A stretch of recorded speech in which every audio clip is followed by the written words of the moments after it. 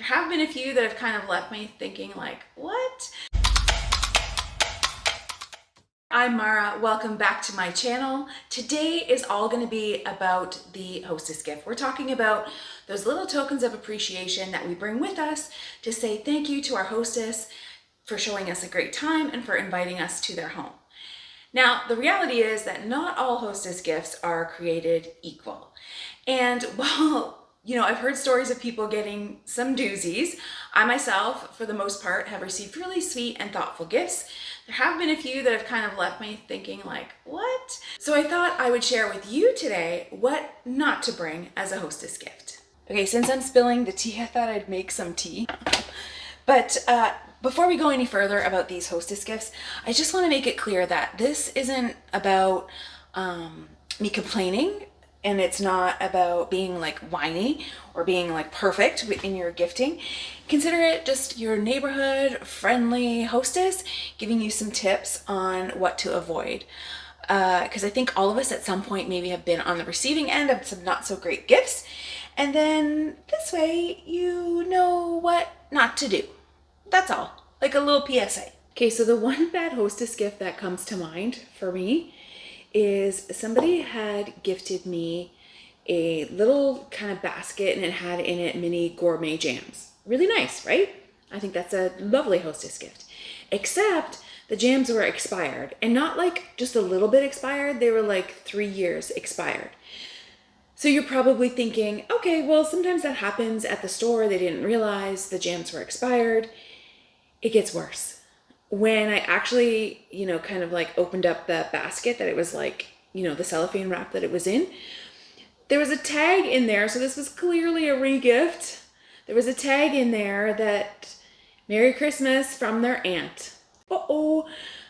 So we're going to talk about some of those, but I want to know from you in the comment section. Let me know what's the probably worst or most awkward like hostess gift that you got.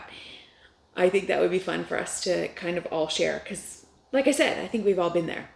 Okay, so now let's forget about that stuff. Let's start spreading some joy and helping you avoid any awkward moments. Okay, so number one, I already kind of alluded to, is expired food items. Trust me, nobody wants to receive gifts that are expired, and that's probably not your intention.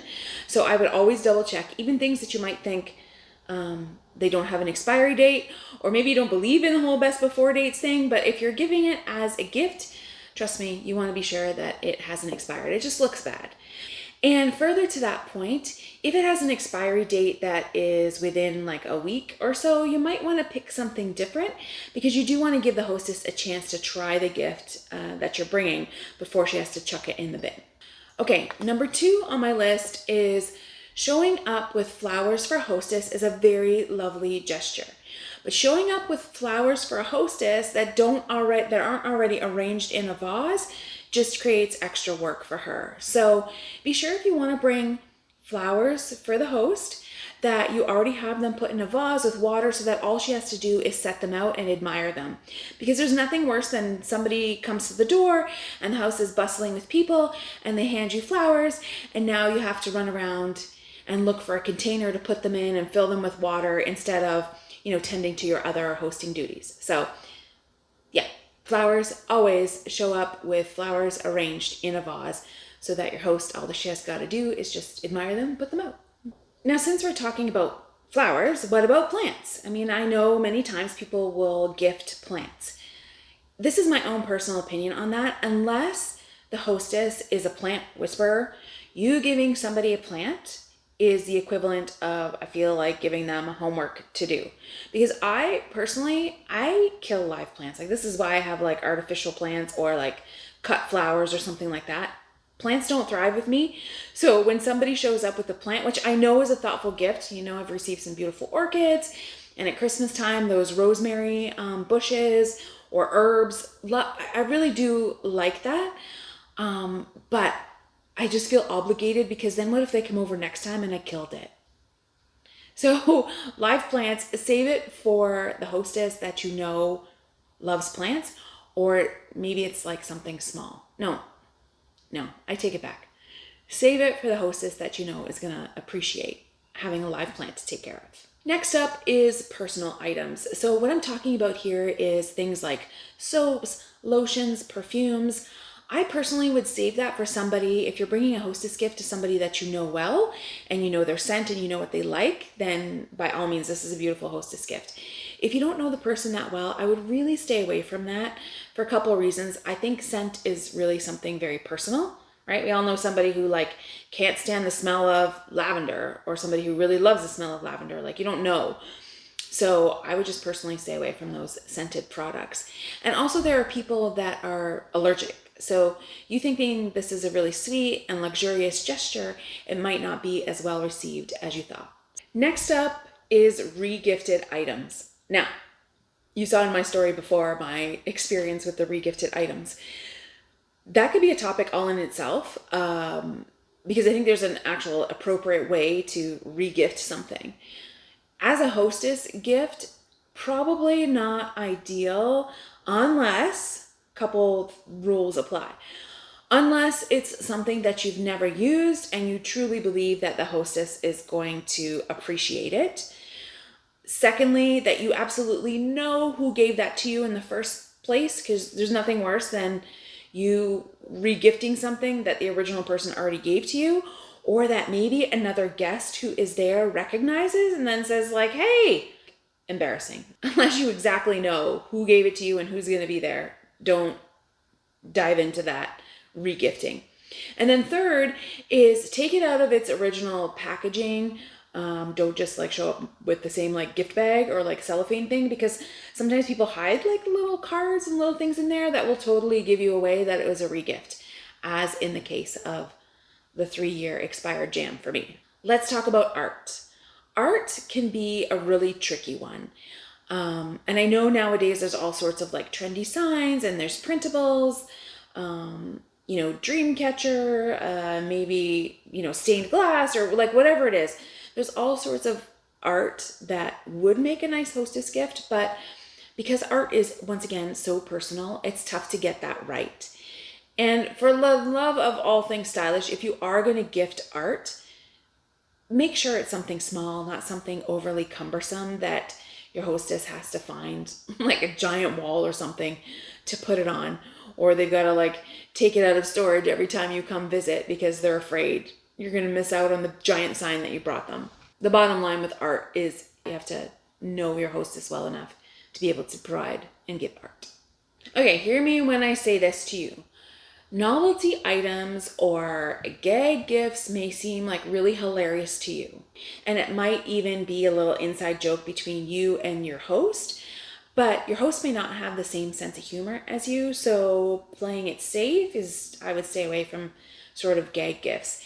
And if you're thinking, well, I know the hostess really well and this is like a little inside joke, there could be some cringe factor. They may have to explain the inside joke to other people, and that may not make them comfortable. So an inside joke between you is okay, but they may not want to share that with the other people who are at the parties.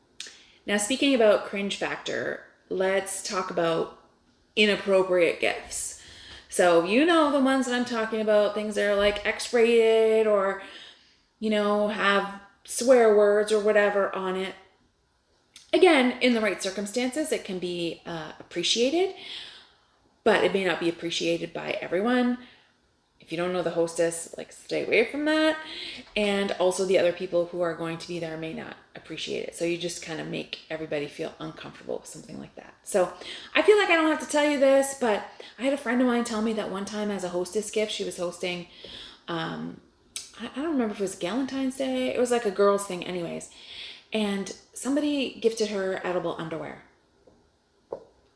What? DIY kits. All right, DIY kits. So I've seen, like jewelry making kits, or to do those like outdoor stepping stones, or maybe it's a macrame or some kind of like needlepoint thing, which is all the rage. Can be a really thoughtful gift in the right circumstances, but unless you know your hostess well, and again, it comes back to knowing your hostess, but unless they're Martha Stewart themselves, people may not always appreciate the extra work that is involved in putting together these DIY kits. So I would tend to stay away from those as a hostess gift. And my last point is, look, it it's not a competition. When you show up at a party and you're bringing a hostess gift, it's not a competition. So it's best to avoid bringing a gift that is overly expensive or excessive, because that does a couple of things. One, it makes your hostess feel uncomfortable because they feel like somehow now they're going to have to reciprocate because you just spent a lot of money on a hostess gift. And then two, it may also make the other guests feel inadequate, like they didn't bring enough or they didn't bring the right thing. So as much as maybe you want to spoil your hostess because she's amazing and she does a great job and you love her and whatever the case may be, I would say try to save those maybe special over-the-top gifts from a time that you're one-on-one instead of bringing something super extravagant in a setting like a party. So there you have it, 10 not so hot hostess gifts that you might want to think twice about before bringing. Now, if you're asking yourself, like, Mara, then what do I actually bring as a hostess gift? I have a link in the notes below for you if you want to check it out. It's got some hostess gift ideas in case you need a little extra help in that department. Now, if you like what you saw here, please like the video, give me a thumbs up, it means so much, and subscribe, and that lets me know that you guys like this content and helps me to continue creating more content. And then plus we can hang out and be YouTube buddies. So until next time, happy hosting. Boop. 10 not, oh, I just realized I'm not plugged in. Boop. Boop. Not plugged in again. Boop. So we're gonna try that again. Boop. That's so stupid. Boop.